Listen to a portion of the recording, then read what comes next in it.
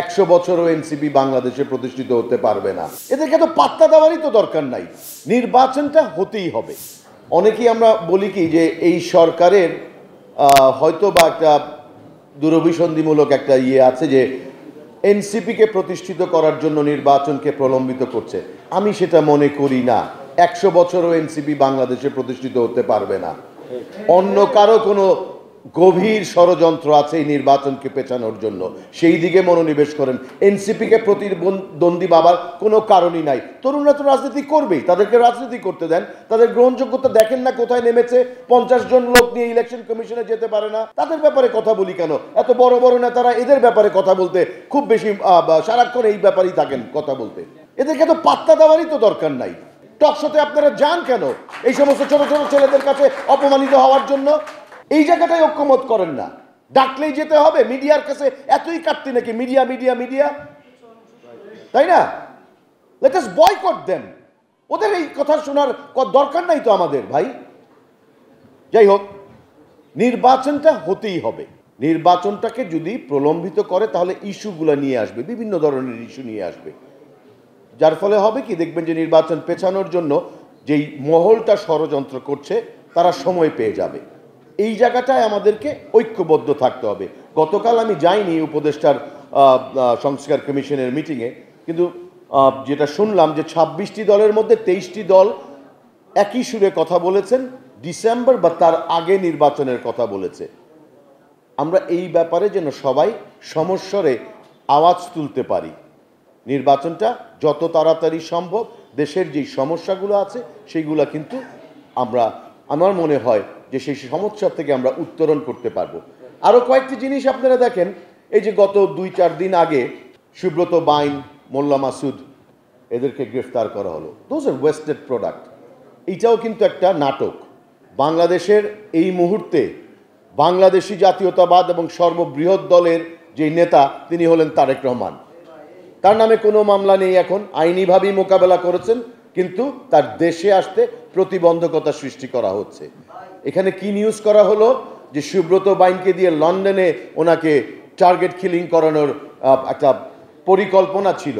এখন কি বলা হচ্ছে যে দেশে উনি আসলে ওনার জীবন বিপন্ন হতে পারে। ন্যাশনালিস্ট জাতীয়তাবাদী শক্তি যারা থাকেন তাদেরকে এইভাবেই হত্যা করা হয়। তার দেশে আসার জন্য একটা থ্রেট আছে, যে সেই জিনিসটা তারা সামনে নিয়ে আসতে চাচ্ছে। এই যে বিভিন্ন ধরনের ষড়যন্ত্র, এগুলাকে আমি নাটক বলবো না, আমি মনে করি এগুলাকে আমাদেরকে আমলও নিতে হবে। এই সমস্ত বিষয়গুলো বাংলাদেশের স্বাধীনতা বা সার্বভৌমত্বকে বিপন্ন করার জন্যই করা হচ্ছে। এই ব্যাপারে সকলকে সজাগ থাকতে হবে। আজকে তারেক রহমান আসতে পারছেন না বা আসছেন না এবং নাটক সাজানো হচ্ছে। সুব্রত বাইন, মোল্লা মাসুদ, হেলাল, এদের নামগুলো চলে আসছে। দেশপ্রেমিক সেনাবাহিনীর ব্যাপারে তারা বলছেন, যখন তারা নির্বাচন দাবি করছেন যে সেনাবাহিনী এই কথাটা বলতে পারে না, সেটা এখতিয়ার বহির্ভূত হয়ে যায়। 5 আগস্ট আমি, নূর, পার্থ আমরা জেলে ছিলাম। কার ডাকে সেদিন সবাই সেনানিবাসে গিয়েছিলেন? কে বলেছিল আমার প্রতি আস্থা রাখেন, আমার প্রতি ভরসা রাখেন? ছাত্র জনতার রাজনৈতিক দল সকলেই তো সেনাবাহিনীর ডাকে গিয়েছিলেন। সেদিন কেন প্রশ্ন তুলেননি সেনাবাহিনীর কি সেই এখতিয়ার আছে কি নাই? আজকে যখনই নির্বাচনের কথা বলা হচ্ছে তখন আপনারা প্রশ্ন করলেন সেনাবাহিনীর সে ব্যাপারে এখতিয়ার নাই। কারা করলেন? কিছু ক্ষমতালোভী অর্বাচীন তরুণ হচ্ছে, এবং এর পরবর্তীতে একটি নির্বাচন। আপনারা, বিচার এবং সংস্কার চলমান একটি প্রক্রিয়া। বিচারের জন্য প্রয়োজন সদিচ্ছা। আমরা দেখেছি যে একটি মাত্র ট্রাইব্যুনাল দিয়েই এই বিচার কার্যগুলো চালানো হচ্ছিল। জাস্ট কয়েকদিন আগে দ্বিতীয় ট্রাইব্যুনালের নাম ঘোষণা করা হয়েছে, কার্যক্রম এখনো শুরু হয়নি।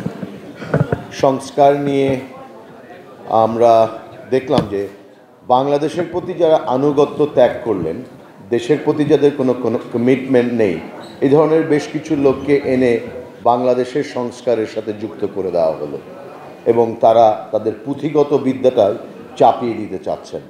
রাজনীতিটা ওই হার্ভার্ড বা কেমব্রিজের পুঁথিগত বিদ্যা দিয়ে হয় না। আমরা যেটা বলি ওনারা লেখেন আরেকটা।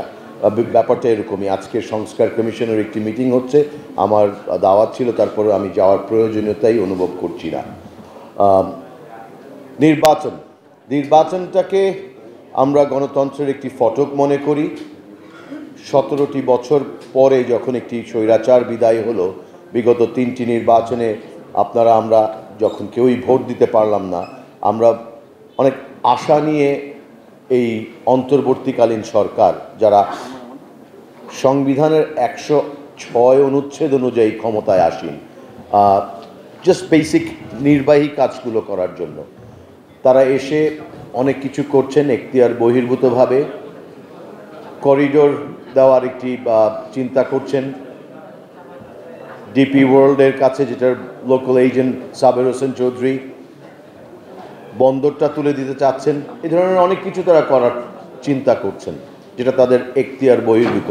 কিন্তু সকলকে আবারও বলবো, আমরা অতীতে যেভাবে এই স্বৈরাচার সরকারকে বিদায় করেছি, ইনশাআল্লাহ আমরা সবাই ঐক্যবদ্ধ থেকে বাংলাদেশকে একটি গণতান্ত্রিক বাংলাদেশে পরিণত করতে যা যা করণীয় সেটা একসাথেই করব, এবং অচিরেই আমরা ডিসেম্বরের মধ্যে যে নির্বাচনের দাবিতে আছি সেই দাবি আদায় করে ইনশাআল্লাহ আমরা রাজপথ থেকে ফিরব।